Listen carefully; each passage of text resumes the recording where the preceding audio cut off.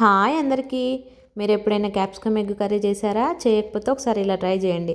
Capsicum అస్సలు తినని వాళ్ళు కూడా చాలా ఇష్టంగా తింటారు.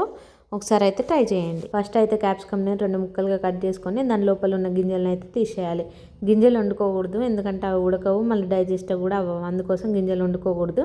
క్యాప్సికమ్ ఇలా చిన్న పీసుల్లా కట్ చేసుకున్న తర్వాత ఒక పెద్ద సైజు ఆనియన్ కూడా కట్ చేసుకొని పక్కన పెట్టుకోండి. ఇప్పుడు ఒక గిన్నె తీసుకొని గిన్నెలో 3 పావులు లేదా 3:30, ఎందుకంటే ఎగ్ వేస్తున్నాం కాబట్టి కొంచెం స్మెల్ రాకుండా ఉండడానికి 3:30 పావుల నూనె పోసుకున్న తర్వాత దానిలో 1 స్పూన్ జీలకర్ర, 1 స్పూన్ ఆవాలు వేసుకొని కట్ చేసి పెట్టుకున్న ఆనియన్స్ వేసుకోండి.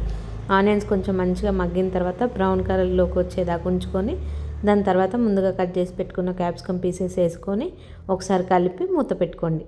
మూత పెట్టుకొని ఒక 10 మినిట్స్ వదిలేసేయండి. తర్వాత 10 మినిట్స్ తర్వాత ఓపెన్ చేసి మూత తీసి కలిపి మళ్ళీ ఒకసారి మూత పెట్టేసి మళ్ళీ ఒక 10 మినిట్స్ వదిలేయండి.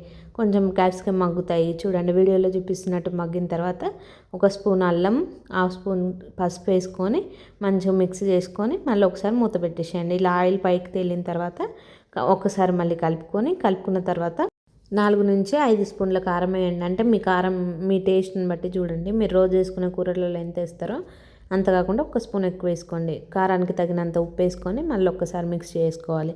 మిక్స్ చేసిన తర్వాత కారం కొంచెం మగ్గిన తర్వాత ఇట్లా గుడ్డు కార్చుకోండి. ఒక 10 మినిట్స్ మూత పెట్టేసేయండి. 10 మినిట్స్ తర్వాత మూత తెరిచి చూస్తే వీడియోలో చూపిస్తున్నట్టు అట్లా వస్తుంది. దాని తర్వాత ఆ ఎగ్గుని తిప్పేసేయండి. మళ్ళీ ఒక సైడ్ ఉడికింది కదా, ఇంకో సైడ్ కూడా ఉడకడానికి తిప్పి వేయండి. తిప్పిన తర్వాత ఒకసారి కలిపి మళ్ళీ మూత పెడితే ఆయిల్ ఇలా పైకి వస్తుంది. పైకి వచ్చిన తర్వాత మళ్ళీ ఒకసారి కలపాలి. కలిపి మూత పెట్టేసి ఒక 5 మినిట్స్ ఉంచేసేయండి. 5 మినిట్స్ ఉంచిన తర్వాత కూర రెడీ అయిపోతుంది. ఇప్పుడు అన్నంలో కూర వేసుకొని హ్యాపీగా తినేయచ్చు. ఇదైతే మా అమ్మ దగ్గర చూసి కాపీ చేశాను. ఎలా ఉందో కామెంట్ చేయండి.